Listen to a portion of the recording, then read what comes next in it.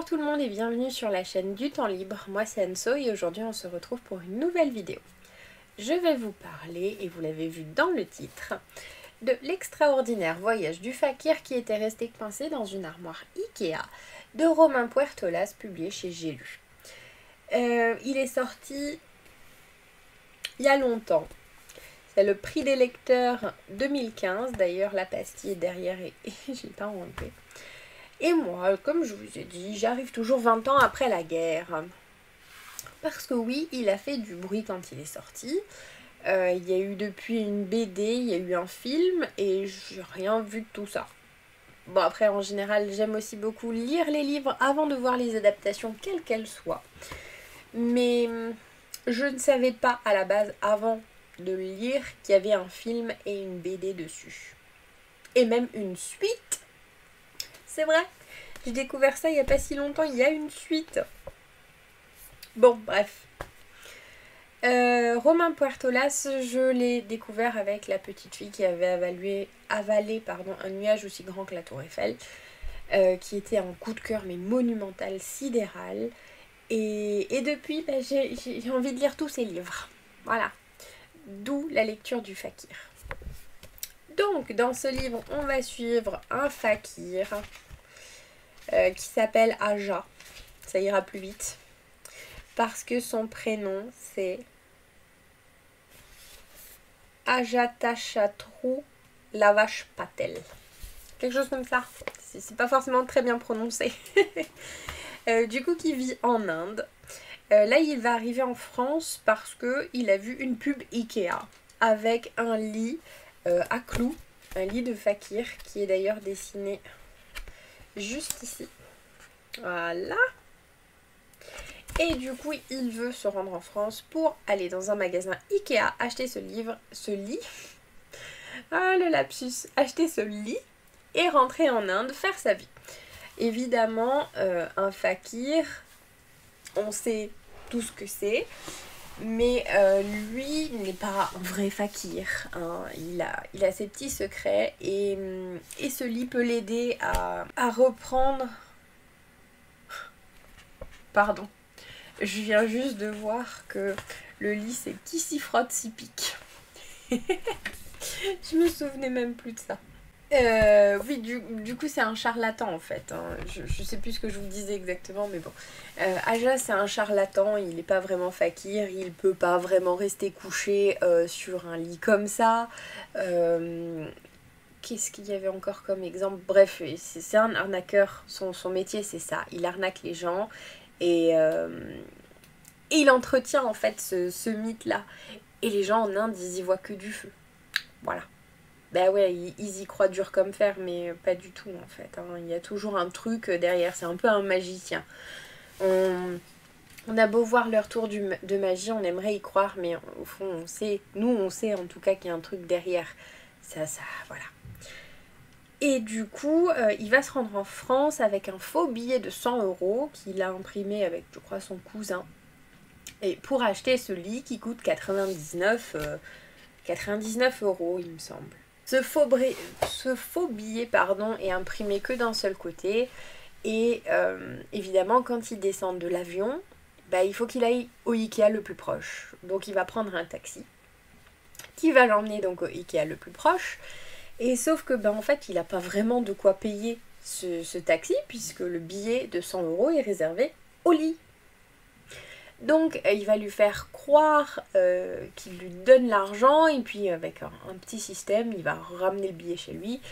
Et quand le chauffeur de taxi s'en rendra compte, c'est là que les problèmes vont commencer. Parce que du coup il va pas être très content, normal, puisqu'il n'a pas vraiment été payé. Et s'enchaîne alors une aventure, mais vraiment rocambolesque. Le fakir Aja, lui-même, il va vivre sans le vouloir des choses incroyables. C'est-à-dire que il va rester coincé dans l'armoire Ikea. Oui, c'est pas une armoire qu'il voulait. Mais le souci, c'est que si, je pense que je peux vous le dire. Il va donc dans ce Ikea, il va à la caisse pour acheter son lit et en fait, le lit ne sera disponible que le lendemain. Donc déjà ça pose problème parce qu'il n'avait pas prévu de rester une nuit en France. Il voulait juste faire l'aller-retour et repartir en Inde avec son lit. Du coup il n'a pas d'endroit où loger, ben, il n'a toujours pas d'argent. Donc il va rester dans le Ikea, il va se cacher après la fermeture et il va terminer dans cette armoire qui va voyager en fait.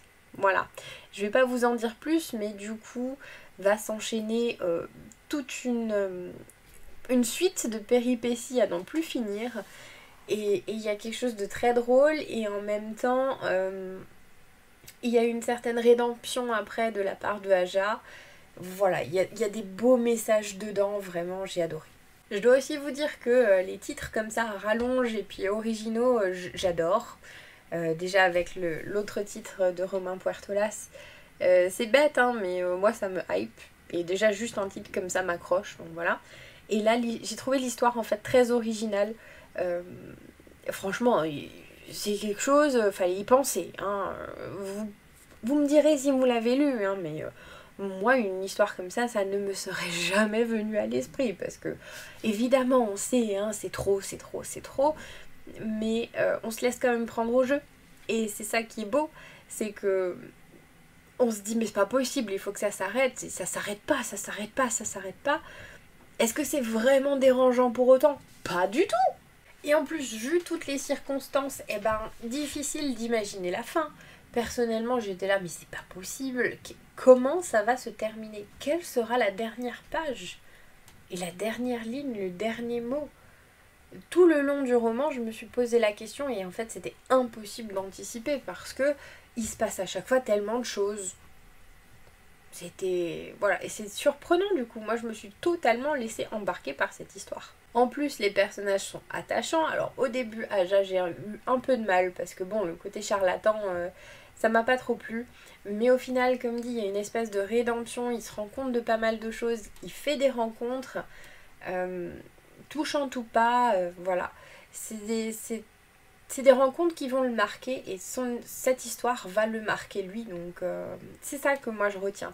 En même temps, on va nous parler d'un thème, d'un sujet plus important, c'est les clandestins, parce que lui, il n'a pas de visa en fait, hein, et il va se retrouver en France et après même dans d'autres pays.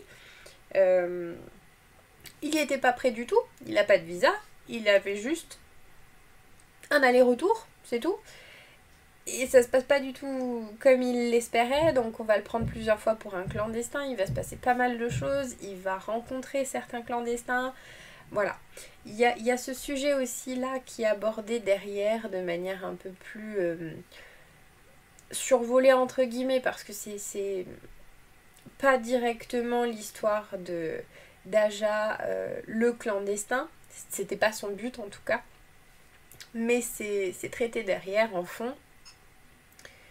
Et voilà, on se rend compte de pas mal de choses. Et c'est vrai que je pense qu'on se pose pas assez de questions là-dessus. On s'en rend pas compte parce que pour nous c'est évident en fait. On est là en France, on vit en France. Et on n'imagine pas que ça pourrait nous arriver. Bon, après, il y a des choses... voilà. Je suis pas sûre qu'être coincée dans une armoire Ikea et... envoyé aux quatre coins du globe, ce soit vraiment quelque chose qui puisse nous arriver, mais je sais pas, imaginez vous partez en vacances dans un autre pays et il se passe quelque chose et en fait vous êtes coincé là-bas et après on vous considère comme un clandestin. Vous voyez un peu le genre, et en fait je pense qu'on se rend pas compte que c'est des choses qui peuvent arriver et en même temps on cherche pas non plus à comprendre pourquoi les clandestins qui viennent en France cherchent à venir en France et quittent leur pays. Qu'est-ce qui peut les pousser à quitter leur pays, etc. On ouvre un peu plus les yeux sur ces thématiques-là ces dernières années, je trouve. Mais malgré ça, on se rend pas compte parce qu'on est dans notre quotidien, on se pose pas toujours ce genre de questions et des fois c'est un peu dommage. Et donc la petite littérature vous aide quand même à vous poser plus de questions et à se rendre compte de pas mal de choses. Et ce livre-là en fait partie, il souligne ce sujet-là, qui est pas toujours traité en fait, hein. C'est pas le thème le plus traité non plus. Mais voilà, du coup c'était intéressant. Et puis l'auteur me charme en fait. Hein. Sa plume a quelque chose de très envoûtant pour moi. À chaque fois il m'a embarqué là avec la petite fille qui avait avalé un nuage. Et maintenant le fakir. Il y a quelque chose. J'ai envie, c'est pour ça que j'avais acheté dans le dernier ou avant-dernier book haul un autre titre de l'auteur. Mais maintenant j'ai envie de tout lire et de tout découvrir. Voilà. Je vais arrêter, je vais vous laisser là. C'est un chouette livre, si vous avez l'occasion, lisez-le. Franchement, il est super.